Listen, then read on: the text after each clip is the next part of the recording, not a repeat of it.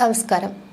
Retired panchayat ജീവനക്കാരി Cherthala നെടുമ്പ്രക്കാത്ത് സ്വദേശി ആയിഷ കൊല്ലപ്പെട്ട കേസിൽ തെളിവ് തേടി പ്രതി സെബാസ്റ്റ്യന്റെ പള്ളിപ്പുറത്തെ വീട്ടുവളപ്പിലെ കാട് പിടിച്ചു കിടന്ന കുളം പോലീസ് വറ്റിച്ചു പരിശോധിച്ചു.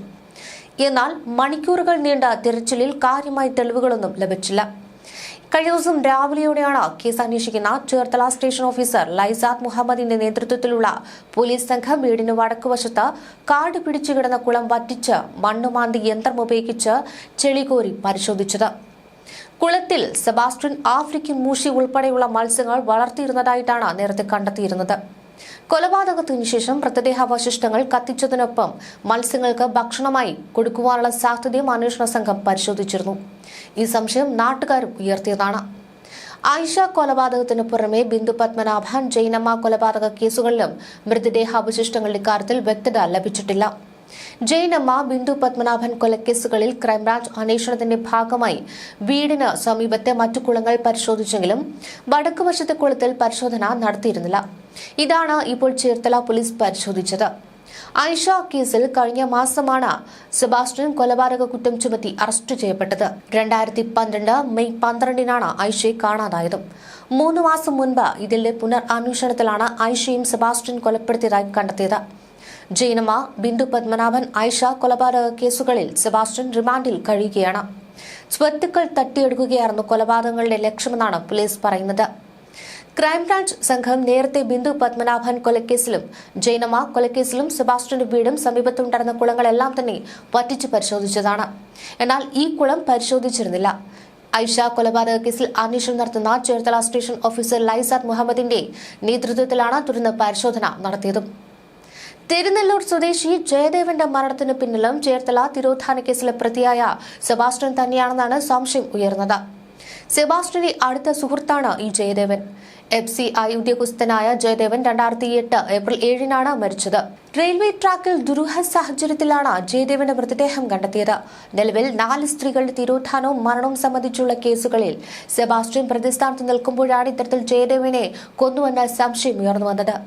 സെബാസ്റ്റ്യൻ ജയദേവന്റെ മനസാക്ഷി സൂക്ഷിപ്പുകാരനായിരുന്നുവെന്നും ബന്ധു റെജിമോൻ പ്രതികരിച്ചിരുന്നു. മരിക്കുമ്പോൾ ജയദേവന് കോടികളുടെ ആസ്തി ഉണ്ടായിരുന്നുവെന്നും ചിട്ടി നടത്തിയ തുക അടക്കം കോടികൾ ജയദേവന്റെ കയ്യിൽ ഉണ്ടായിരുന്നുവെന്നുമാണ് റെജിമോൻ പറഞ്ഞത്. പണം എങ്ങോട്ട് പോയി എന്നതും ദുരൂഹമായിരുന്നു. സെബാസ്റ്റ്യന്റെ വിവാഹം നടത്തിയത് ജയദേവനാണ്. ജയദേവൻ തിരുനെല്ലൂർ ശ്രീ വിശാഖപുരം ക്ഷേത്രം കമ്മിറ്റി ഖജാൻജിയായിരുന്നു. ക്ഷേത്രത്തിന് പണം ഉൾപ്പെടെ കൈകാര്യം ചെയ്തത് ജയദേവനായിരുന്നുവെന്നാണ് റെജിമോൻ പറയുന്നത്.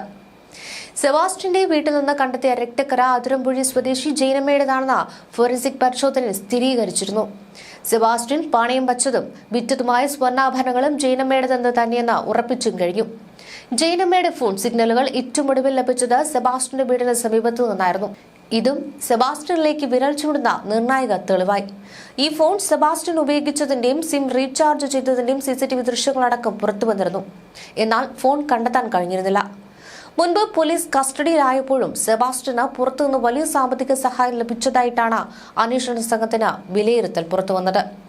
വസ്തു ഇടപാടുകളിലൂടെയും തട്ടിപ്പുകളിലൂടെയും സമാഹരിച്ച സമ്പത്ത് വിശ്വസ്തരായ പലരും വഴിയാണ് സെബാസ്റ്റ്യൻ ചെലവിട്ടത്. കാണാതായ ബിന്ദു പത്മനാഭന്റെ പേരിൽ ഇടപ്പള്ളിയിൽ ഉണ്ടായിരുന്ന സ്ഥലം 2013 വ്യാജ ആധാരം തയ്യാറാക്കി 1.36 കോടി രൂപയ്ക്കാണ് ഇയാൾ വിറ്റത്. ചേർത്തലയിൽ ബിന്ദുവിന്റെ പേരിൽ ഉണ്ടായിരുന്ന കോടികൾ വില വരുന്ന സ്വത്തുക്കൾ 2003 വിറ്റതിലും ഇയാൾ ഇടനിലക്കാരനായിരുന്നുവെന്നാണ് പോലീസ് വിലയിരുത്തൽ. ഈ തുകകൾ വിശ്വസ്തരുടെ കൈകളിലേക്ക് എത്തിച്ചാണ് സെബാസ്റ്റ്യൻ ചിലവാക്കിയതെന്നും പറയുന്നു. വലിയ തോതിലുള്ള ബിനാമി ഇടപാട് നടത്തിയിട്ടുണ്ടെന്നും പ്രാഥമിക വിലയിരുത്തലുണ്ട്. സെബാസ്റ്റ്യന് ബന്ധമുള്ള ചില ഉന്നതരടക്കം പോലീസ് നിരീക്ഷണത്തിലാണ്. റിട്ടയർഡ് പഞ്ചായത്ത് ജീവനക്കാരി ഹൈറുമ എന്ന ആയിഷ 2013 മെയിൽ കാണാതായതിന് പിന്നിലും സാമ്പത്തിക തട്ടിപ്പ് നടന്നിട്ടുണ്ട്. ഒറ്റയ്ക്ക് താമസിച്ചിരുന്ന അയൽവാസിയായ സ്ത്രീയാണ് സ്ഥലം വിൽപ്പനയുടെ പേരിൽ സെബാസ്റ്റ്യനെ ഹൈറുമയുമായി ബന്ധപ്പെടുത്തിയത്. സ്ഥലം വാങ്ങുവാൻ വെച്ചിരുന്ന പണം അടക്കമാണ് ഹൈറുമയെ കാണാതായതും. സെബാസ്റ്റ്യന്റെ വിശ്വസ്തയും ആത്മസുഹൃത്തുമായ അയൽവാസി സ്ത്രീയുടെ ബന്ധങ്ങളും സാമ്പത്തിക ഇടപാടുകളും അടക്കം സംശയകരമാണെന്ന പരാതി ഉയർന്നിരുന്നു. തുടർന്ന് ഇവരും പോലീസ് നിരീക്ഷണത്തിലാണ്. ബിന്ദു പത്മനാഭൻ തിരോധാന കേസ് കൊലക്കേസ് എന്നതിലേക്ക് ക്രൈംബ്രാഞ്ച് സ്ഥിരീകരിക്കുന്ന ഘട്ടം വരെ അന്വേഷണം എത്തിച്ചത് ബിന്ദുവിന്റെ സഹോദരൻ പ്രവീൺ കുമാറിന്റെ ഉറച്ച നിലപാടും പരാതിയുമാണ്. ബിന്ദുവിനെ കാണാനില്ല എന്ന് 2017-ലാണ് പ്രവീൺ പരാതി നൽകിയത്. സഹോദരിയെ അപായപ്പെടുത്തിയിരിക്കാമെന്നും സെബാസ്റ്റ്യൻ അതിൽ പങ്കുണ്ടെന്നും പ്രവീൺ സംശയിച്ചു. ആ സംശയം ശരിയായി. ബിന്ദുവിനെ കൊലപ്പെടുത്തിയതാണെന്ന് സെബാസ്റ്റ്യൻ കുറ്റസമ്മതം നടത്തി. അതിന്റെ വിശദാംശങ്ങൾ പുറത്തുവരുമ്പോൾ പ്രവീൺ ഇറ്റലിയിൽ ജോലിസ്ഥലത്തായിരുന്നു. വളരെ ക്രൂരമായി ബിന്ദുവിനെ കൊലപ്പെടുത്തിയെന്നാണ് കേൾക്കുന്നത്. അതേപ്പറ്റി എന്തെങ്കിലും പ്രതികരിക്കാൻ പോലും തനിക്ക് ശക്തിയില്ല എന്നാണ് പ്രവീൺ അന്ന് പറഞ്ഞത്. ജൈനമ്മ കേസുമായി ബന്ധപ്പെട്ട സെബാസ്റ്റ്യന്റെ വെളിപ്പെടുത്തലുകൾ വന്നതോടെയാണ് തുടക്കത്തിൽ ഇഴഞ്ഞു നീങ്ങിയ ബിന്ദുവിന്റെ കേസും സജീവമായത്. അന്വേഷണം ക്രൈംബ്രാഞ്ച് ഏറ്റെടുക്കുകയും ചെയ്തു. വിദേശത്തായിരുന്ന പ്രവീണുമായി ബിന്ദു അകൽച്ചയിലായിരുന്നു. എന്നാൽ ബിന്ദുവിന്റെ കൊച്ചിയിലുള്ള വസ്തുവിന്റെ വിൽപ്പനയ്ക്ക് സെബാസ്റ്റ്യൻ വ്യാജ മുഖ്യാർ ഉണ്ടാക്കിയതും ബിന്ദു എന്ന വ്യാജനെ മറ്റൊരു സ്ത്രീയെ സബ് രജിസ്ട്രാർ ഓഫീസിൽ ഹാജരാക്കിയ വിവരവും പുറത്തു വന്നതോടെയാണ് ഇത്തരത്തിൽ പ്രവീണിന് ചില സംശയങ്ങൾ ഉടലെടുത്തത്. 2013 മുതൽ സഹോദരിയെ കാണാനില്ലെന്ന് പ്രവീൺ പരാതി നൽകി.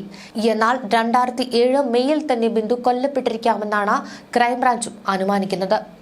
സെബാസ്റ്റ്യന്റെ പള്ളിപ്പുറത്ത് വീട്ടുവളപ്പിൽ നിന്ന് കരിഞ്ഞ അസ്ഥി കഷ്ണങ്ങൾ കണ്ടെത്തിയതോടെ അവ ജൈനമ്മയുടേതോ ബന്ധുവിന്റേതോ എന്ന സംശയം അന്വേഷണ ഉദ്യോഗസ്ഥർക്കുണ്ടായി. തുടർന്ന് ഇറ്റലിയിലായിരുന്ന പ്രവീൺ നാട്ടിലെത്തി DNA സാമ്പിൾ നൽകി.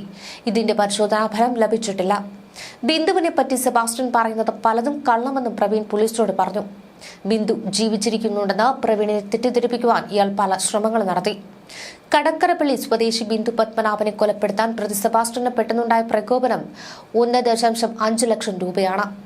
ബിന്ദുവിന്റെ അമ്പലപ്പുഴയിലെ സ്ഥലം വാങ്ങുവാനെത്തിയ ആൾ അഡ്വാൻസായി ഈ പണം തന്റെ പള്ളിപ്പുറത്തെ വീട്ടിൽ വെച്ചാണ് ബിന്ദുവിന് കൈമാറിയതെന്ന് സെബാസ്റ്റ്യൻ ക്രൈംബ്രാഞ്ചിനോട് സമ്മതിക്കുകയും ചെയ്തു.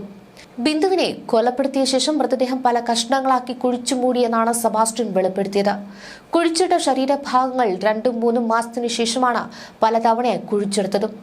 അപ്പോഴേക്കും ഇവ ജീർണിച്ച് അസ്ഥി മാത്രമാകും. അസ്ഥികൾ കത്തിച്ചു ചാരമാക്കി പലയിടത്തായി കളഞ്ഞു. ഒരു തവണ തണ്ണീർമുക്കം ബണ്ടിൽ നിന്ന് കാലിലേക്ക് എറിഞ്ഞുവെന്നും ഇയാൾ പറയുന്നു. സഹോദരൻ വിദേശത്ത് പോയതോടെ 2004 മുതൽ പള്ളിപ്പുറത്തെ വീട് സെബാസ്റ്റ്യന്റെ കൈവശമായിരുന്നു. ഇത് കൊലപാതകത്തിന് മൃതദേഹം മുറിച്ച് കുഴിച്ചു മൂടുവാനും പിന്നീട് അസ്ഥികൾ കത്തിക്കുവാനുമെല്ലാം സെബാസ്റ്റ്യന് സൗകര്യമായി മാറി. ചേർത്തല സ്വദേശി ഹൈറുമ എന്ന ആയിഷയെ കാണാതായ കേസിൽ ചേർത്തല പോലീസ് പുനരന്വേഷണം നടത്തുകയായിരുന്നു. ഇതിൽ സെബാസ്റ്റ്യനെ കേന്ദ്രീകരിച്ച് തന്നെയാണ് അന്വേഷണം പുരോഗമിക്കുന്നത്. എന്നാൽ തെളിവുകളില്ലാത്ത അവസ്ഥയിലേക്കും. വനം പോലെ കാട് കയറിയ സ്ഥലത്തിന് നടുക്കുള്ള വീടും എന്നും ദുരൂഹതകൾ നിറഞ്ഞതാണ്. കുളങ്ങളിൽ മാംസം തിന്നുന്ന പിരാന, ആഫ്രിക്കൻ മൂഷി തുടങ്ങിയ മീനുകളെ ഇയാൾ വളർത്തുന്നുണ്ടായിരുന്നു. കൂടാതെ മൂടിയ നിലയിൽ ഒരു കിണറും കൂടി ഇവിടെയുണ്ട്. ഉപയോഗമില്ലാതെ കിടന്നിരുന്ന കിണർ 3 വർഷം മുൻപ് മൂടിയെന്ന സെബാസ്റ്റ്യനിൽ നിന്ന് ലഭിച്ച സൂചനയുടെ അടിസ്ഥാനത്തിലാണ് ഇത്തരത്തിൽ പരിശോധന നടത്തിയത്. 17-ാം വയസ്സിൽ ബന്ധുക്കൾക്ക് ഭക്ഷണത്തിൽ വിഷം കലർത്തി നൽകി വധിക്കുവാൻ ശ്രമിച്ചിരുന്ന വ്യക്തി കൂടിയാണ് ഇയാൾ. പക്ഷേ നാട്ടുകാരോടൊക്കെ ഏറെ അടുപ്പം സൂക്ഷിച്ച് അവരുടെ പ്രീതി നേടിയെടുത്ത് അവർക്ക് എന്തെങ്കിലും തരത്തിലുള്ള ആവശ്യങ്ങളുണ്ടെങ്കിൽ ഏതു വിധേനയും അത് നടത്തിക്കൊടുത്ത് വിശ്വാസം പിടിച്ചുപറ്റും. എന്നാൽ ഇയാൾ ഈ അടുത്ത സമയങ്ങളിലായി പതർച്ചയുടെ വക്കിലെന്നാണ് സൂചന. ആളുകളോടൊക്കെ സംസാരിക്കാൻ ഒരു പേടിയുള്ളതായി പലരും സാക്ഷ്യപ്പെടുത്തി.